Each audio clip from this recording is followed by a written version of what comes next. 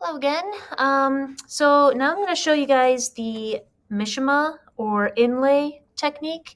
So what you do for this one is you want to have your leather hard slab and a loop tool of some sort, something to carve into your piece.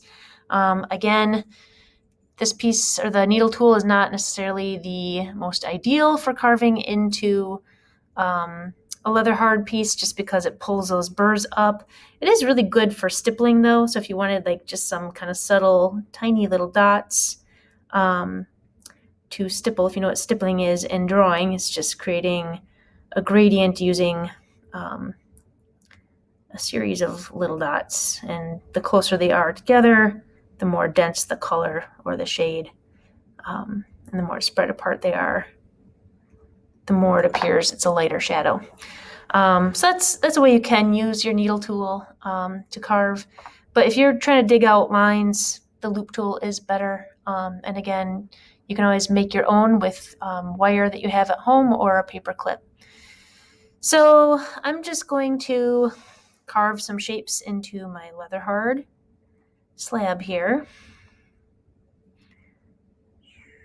using my loop tool. And as you can see, it kind of pulls up that extra clay instead of building the burrs up on the edge there.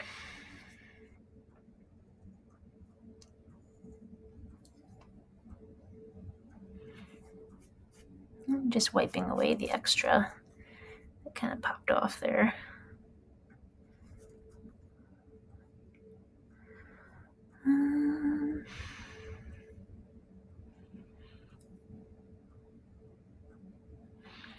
So you guys can have a much more planned out surface design. I'm just kind of going at it with no preconceived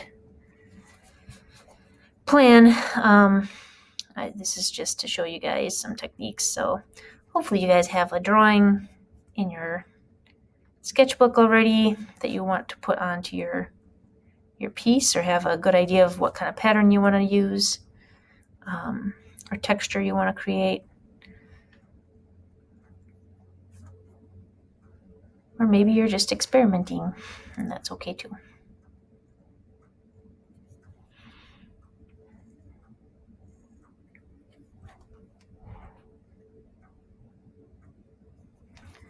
All right, I'm just going to add a couple more things here.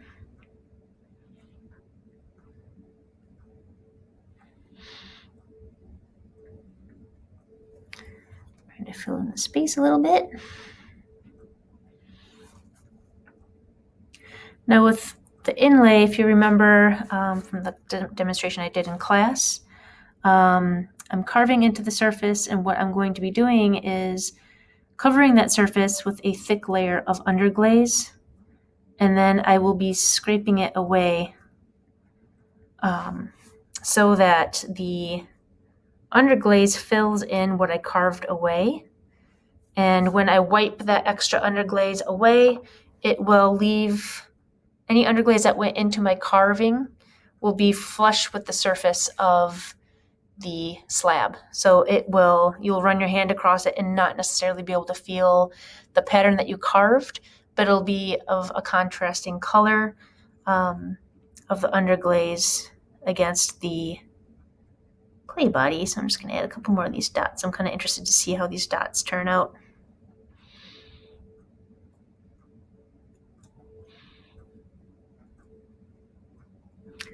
Or if they show up at all, I don't know. We'll have to see.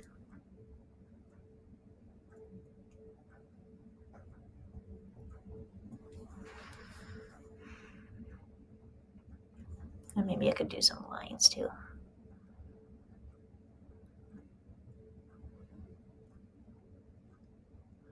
So see, I'm not dragging it because that'll create those burrs. I'm hoping that if I just kind of press it into the slab, it'll leave little hatch marks without those raised burrs on the edge of the line. All right, so we'll see how that turns out.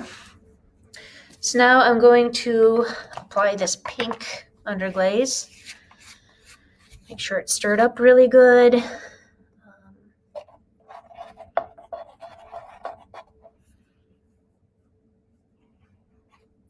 All right, so what I'm going to do is I'm going to apply this pretty thickly to my carving, trying to make sure that it pushes into all of those carved bits. Those little dots I might have to focus on a little bit more so that the air doesn't try to push that underglaze out.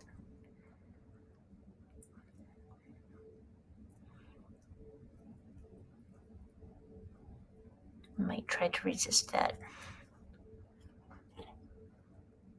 It's worth a try anyway.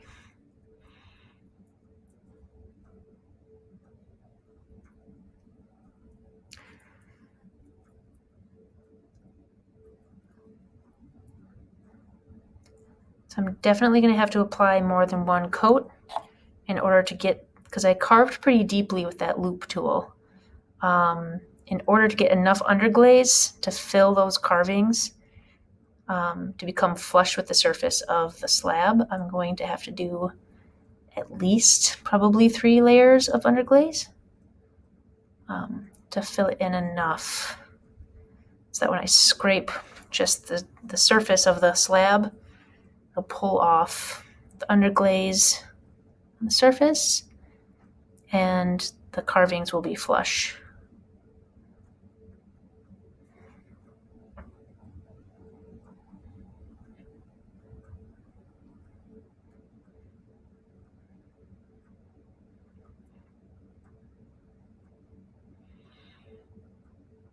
Okay, so I'm going to let this dry really good, and then I'll come back and do another layer.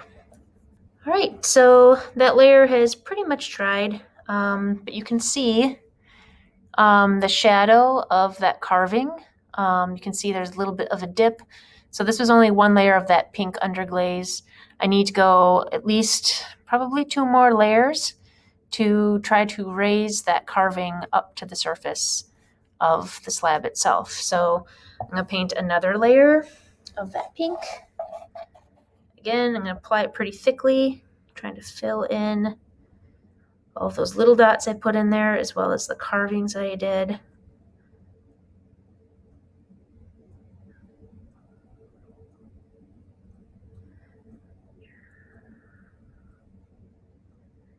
Fill it all in there as much as possible.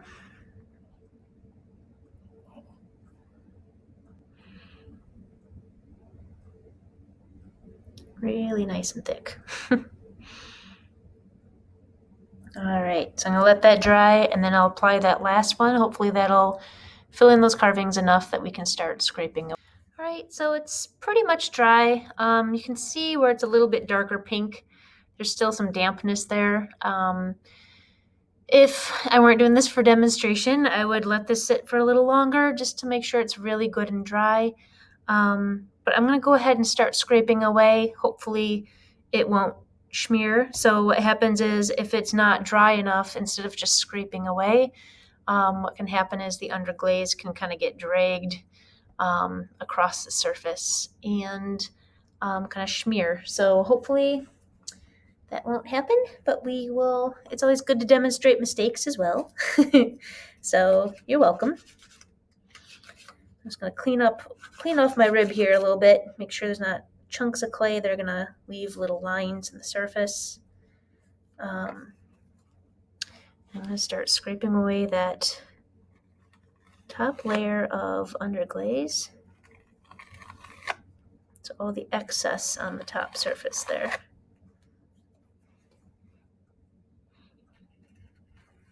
I'm just trying to run it flat across the top. I'm not digging into the surface. I'm just trying to keep it flush with the actual surface of the clay slab and not dig in. I'm not trying to carve with my rib. I'm just pulling that extra underglaze off.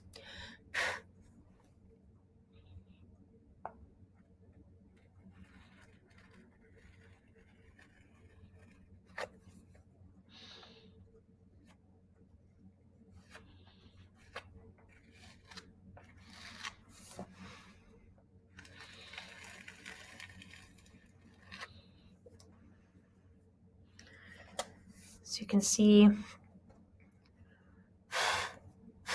just trying to fill in there. It's revealing the pink underglaze that is now flush with the surface of the slab. Where my rib collected some clay, it started to drag across the surface, and I don't know if you can see that, but there's like little drag lines that have kind of pulled through the surface of the slab. It kind of looks like they're carved lines, and that's from having any little bit of clay or grog or anything on the edge of my rib that's being pulled across and creating that kind of carved line. So I have to be a little bit more careful about making sure that my rib is nice and clean. It looks like those dots just barely show up. Hopefully I can get a closer look for you guys to see that. I'm going to try to pull the underglaze off in a different direction. Maybe I'll kind of pull the rest of it clear off of there.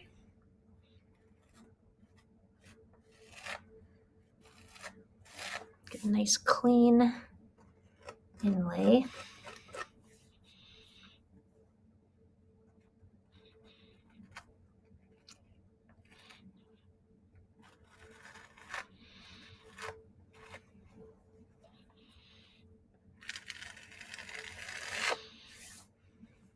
And once this gets fired in the kiln, the contrast between the color of the underglaze and the clay body, the contrast will be much more higher contrast than the wet clay and the underglaze like it looks now. You can see there is my Mishima. So I've got this pink underglaze has sunken into my carving and is now flush with the surface of the clay body. So that is your Mishima or inlay.